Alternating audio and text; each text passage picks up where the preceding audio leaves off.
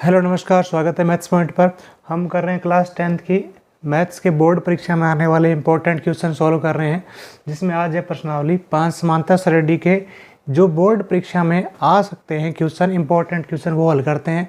पहला क्वेश्चन है इस प्रश्नावली में, पहला क्वेश्चन है AP है एक, इसमें प्रथम पद 5 है, दूसरा पद x है, तीसरा पद y है और चौथा पद 9 से 1/2 है। इस AP में x और y का मान ज्ञात करना है। तो देखें, पहला, दूसरा, तीसरा, ये चौथा पद है, यानी nवें पद ज्ञात करने का सूत्र लगाएंगे जो होता है a + n - 1 गुणा d। an होता है अंतिम पद या nवां पद, जो कि यहाँ पर है 9 से 1/2। a की जगह आता है प्रथम पद जो कि यहाँ पर है 5 प्लस n की जगह पदों की संख्या, पहला, दूसरा, तीसरा, चौथा पद है तो 4 - 1। d की जगह सारांतर पहले हम ज्ञात करेंगे, तो ये हो गया 2 × 18 और 1 19/2 प्लस 5 बाईं तरफ जाएगा -5, 4 - 1 दाईं तरफ बचेगा 3d। अब 19/2 में से 5 घटाना है तो 2 × 5 = 10, तो 19 - 5 दूनी 10/2 बराबर 3d। तो d बराबर आ जाएगा 19 - 10, 19 में से 10 घटाएंगे 9/2 और ये 3 जाएगा भाग में, तो 3 × 3 3 × 9, तो d का मान आ गया 3/2, यानी सारा अंतर 3/2 है। अब हम x का मान बता सकते हैं।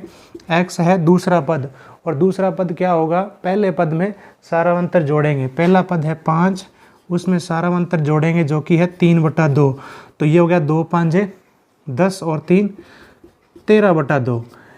y है वो इसका तीसरा पद है, तो हम दूसरे पद में फिर सारांतर जोड़ेंगे जो कि है 3/2। 13/2 में 3/2 जोड़ेंगे तो 13 और 3 16/2 हो जाएगा, और 16 में 2 का भाग देंगे 8, तो x का मान 13/2 और y का मान 8 हो जाएगा। दूसरा क्वेश्चन है एक AP है जिसका पहला पद 3, 8, 13 और अंतिम पद 253 है। अंतिम पद से इस AP का 20वां पद ज्ञात करना है। तो यहाँ पर अंतिम पद से 20वां पद ज्ञात करना है, तो हम nवें पद का सूत्र लगाएंगे a + n - 1 गुणा d। लेकिन ध्यान ये रखना है, जो अंतिम पद है वो पहला पद हो जाएगा, अंतिम पद है वो पहला पद हो जाएगा। और जो सारांतर है, जैसे यहाँ पर सारांतर क्या है, 8 में से 3 घटाएंगे, 8 में से 3 घटाएंगे 5 है, लेकिन जब अंतिम पद से लिखेंगे तो ये सारांतर हमारा माइनस का हो जाएगा, -5 लिखना है। तो यहाँ पर हम कौन सा पद बता रहे हैं, 20वां पद बता रहे हैं, तो n की जगह 20 लिखेंगे, a की जगह प्रथम पद, तो इधर से अगर 20वां पद बताना हो तो प्रथम पद 3 लिखेंगे, अंतिम पद से बताना है तो प्रथम पद 253 लिखेंगे, प्लस n की जगह 20वां पद बता रहे हैं तो 20 - 1, d की जगह सारांतर लिखना होता है। अगर इधर से बताना है तो इधर से सारांतर 8 - 3 5 है, और अंतिम पद से सारांतर -5 हो जाएगा, विपरीत साइन लग जाएगा। तो यहाँ पर आ गया 253, 20 में से 1 गया 19, 19 को -5 से गुणा करेंगे -95, और 253 में से 95 घटाना है, 13 में से 5 गया 8, 14 में से 9 गया 5, 158। तो अंतिम पद से 20वां पद जो है वो 158 हो जाएगा। नेक्स्ट क्वेश्चन है AP है जिसका प्रथम पद 24 है, दूसरा पद 21 है। इस AP के कितने पदों का योग 78 है, यानी हमें n पदों की संख्या बतानी है और योग 78 दे रखा है। प्रथम पद a बराबर 24 है, और सारांतर दूसरे पद में से पहला पद घटाएंगे, 21 में से 24 घटाएंगे तो ये सारांतर आ जाएगा -3। और n पदों की संख्या हमें ज्ञात करनी है, और n पदों का योग Sn हमें 78 दे रखा है। अब Sn ज्ञात करने का सूत्र लगाना है। n पदों का योग होता है समांतर श्रेणी में n/2 ब्रैकेट में 2a + n - 1 गुणा d। Sn होता है n पदों का योग जो कि 78 दे रखा है। n हमें ज्ञात करना है n/2 ब्रैकेट में 2 गुणा a की जगह प्रथम पद लिखना है, प्रथम पद है यहाँ पर 24, प्लस n का मान ज्ञात करना है n - 1, d की जगह सारांतर लिखना है जो कि -3। ये 2 उधर जाएगा बाईं तरफ, तो 78 गुणा 2 हो जाएगा, ब्रैकेट में 24 गुणा 2 48, -3 को n से गुणा करेंगे -3n, और -3 को 1 से गुणा करेंगे तो +3 हो जाएगा। 78 को 2 से गुणा करेंगे तो ये हो गया 156, n ब्रैकेट में 48 और 3 51 - 3n। अब n से गुणा कर देंगे तो ये आ जाएगा 51 को n से गुणा करेंगे 51n माइनस n को 3n से गुणा करेंगे तो 3n स्क्वायर।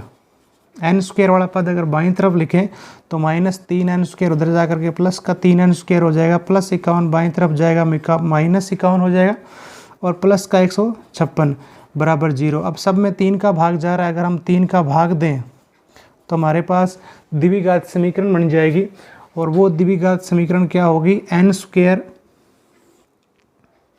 माइनस 51 में 3 का भाग देंगे 17 × 51 होता है, प्लस 156 में 3 का भाग देंगे तो ये आ जाएगा 52 बराबर 0। अब प्लस 52 का मतलब है ऐसी दो संख्याएं जिनका जोड़ जो है वो 17 होना चाहिए और गुणा करने पर 52 होना चाहिए। अब 52 के बाजे गुणनखंड करके पता कर सकते हैं। 2 का भाग देंगे 26, फिर 2 का भाग देंगे 13, 13 एकम 13, तो 2 दूनी 4, 4 और 13 कितने होते हैं 17 और गुणा करने पर 52, तो 4 और 17 हो गया। n स्क्वायर बराबर माइनस का 4n और माइनस का 13n प्लस का 52 बराबर 0। अब इन दोनों में कॉमन लेना है जो कि n होगा।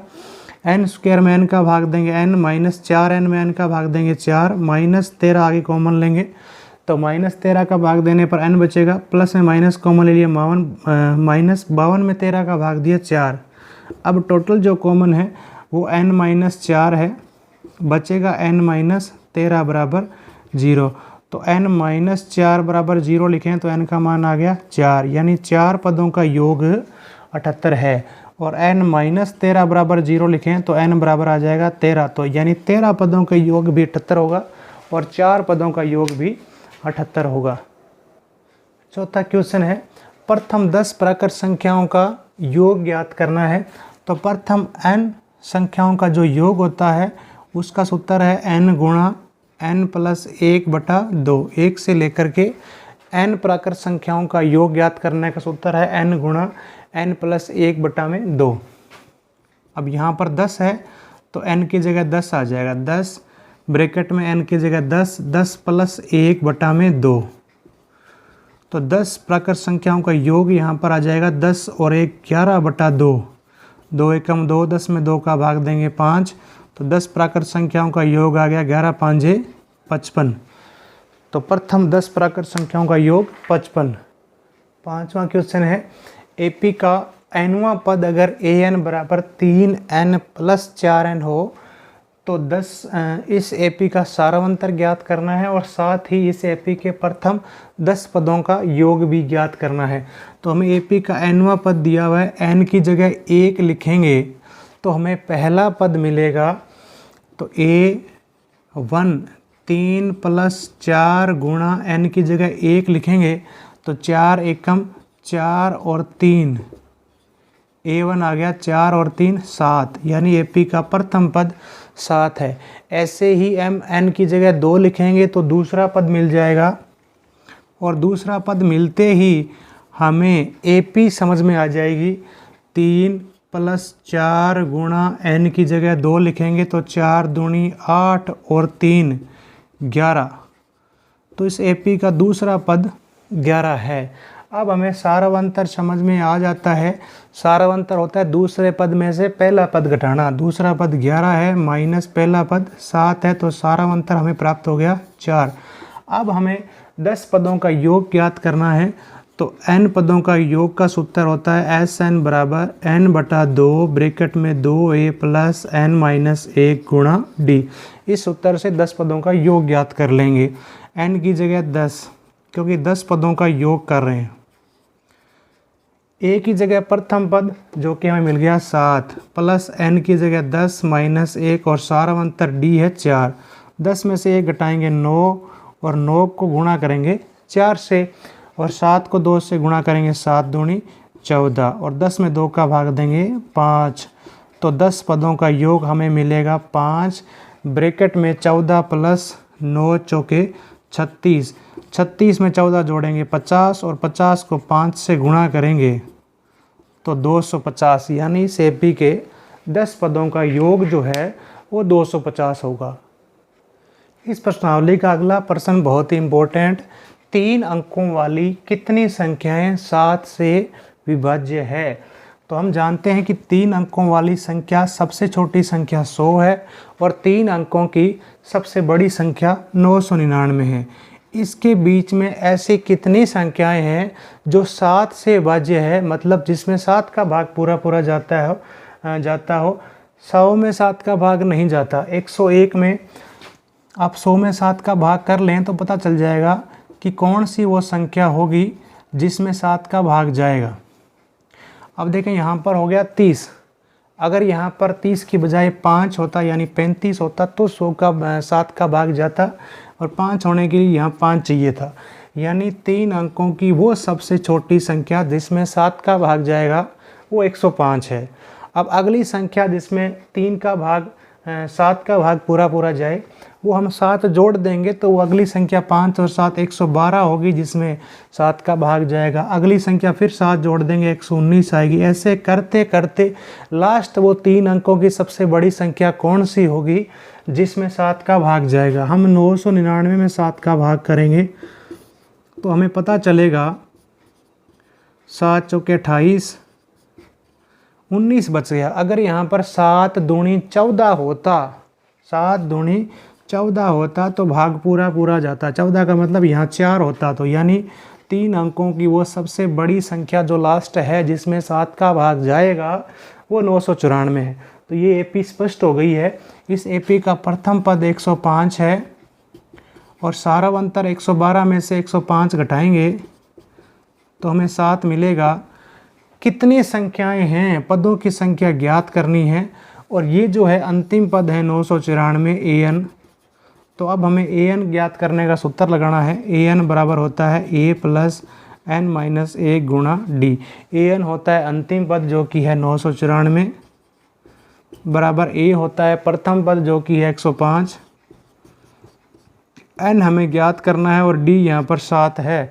105 को उधर बाईं तरफ ले जाएंगे तो ये माइनस का 105 हो जाएगा और 994 में से अगर हम 105 घटाएं तो ये हमारे पास 889 आएगा और ये 7 गुणा में वो भाग में चला जाएगा। और 889 में अगर हम 7 का भाग करें तो 7 एकम 7, 7 दूनी 14, 7 7 49, 127 आएगा और -1 को भी बाईं तरफ ले जाएं तो +1 हो जाएगा। तो n बराबर आ जाएगा 127 और 128। तो पदों की संख्या 128 होगी, यानी 128 संख्याएं होंगी जो 7 से विभाज्य है।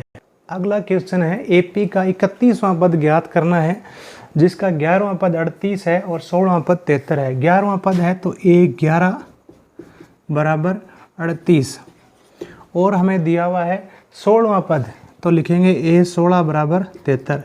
अब nवां पद का सूत्र होता है a प्लस n-1। n यहाँ पर 11वां पद है तो 11 है, 11 - 1 d 10d, a plus n-1 d, 10d हो गया बराबर 38। ये समीकरण 1 हो गई। और इसी तरीके से यहाँ बनेगा a प्लस n-1 d होता है, n यहाँ पर 16 है, 16 - 1 15d बराबर 73, समीकरण 2।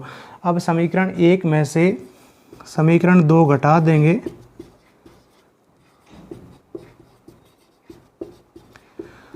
तो plus a minus a cancel हो जाएगा और 10d में से 15d घटाएंगे माइनस का 5d और 38 में से 73 घटाएंगे माइनस का 35, माइनस से माइनस कट गया, d बराबर आ गया 35। ये 5 भाग में गया और 35 में 5 का भाग देंगे आ गया 7। अब d का मान समीकरण 1 में रख देंगे तो समीकरण 1 हो जाएगी a प्लस 10 गुणा d की जगह 7 लिख देंगे बराबर 38, 10 7 70 और a बराबर आ जाएगा 38 प्लस 70 बाईं तरफ जाएगा -70। a बराबर 38 में से 70 घटाएंगे तो ये आ गया माइनस का 32। a और d आने के बाद अब हमें 31वां पद बताना है।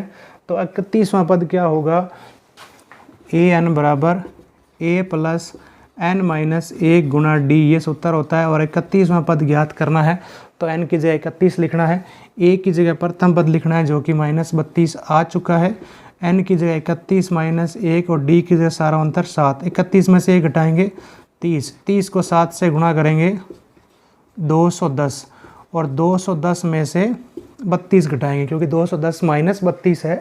तो ये आ गया 10 में से 2 गया 8, 10 में से 3 गया 7, 10 में से 2 गया 8, 178। तो यहाँ पर 31वां पद जो है वो 178 हो जाएगा। इस प्रश्नावली का लास्ट सवाल है कि 8 के प्रथम 15 गुणजों का योग ज्ञात करना है। 8 के प्रथम 15 गुणज, 8 एकम 8 पहला गुणज, 8 दूनी 16 दूसरा, 8 तिया 24 तीसरा गुणज, ऐसे करते करते 15 गुणज क्या होगा, 15 8 120। तो ये एपी है और इस एपी के 15 गुणज यानी 15 पदों का योग ज्ञात करना है। हमें अंतिम पद पता है और पदों की संख्या भी पता है, तो हम n पदों के योग ज्ञात करने का सूत्र लगाएंगे n/2 ब्रैकेट में a + l वाला सूत्र लगाएंगे। 15 पदों का योग ज्ञात करना है तो S15, n की जगह 15, a की जगह प्रथम पद 8 प्लस l की जगह अंतिम पद 120। ये हो गया 15/2, 120 और 8 128। 128 में 2 का भाग देंगे 64 और 64 को 15 से गुणा करेंगे। 15 चौके 60, 15 छिक्के 90, 6 96, 960। 8 के प्रथम 15 गुणजों का योग 960।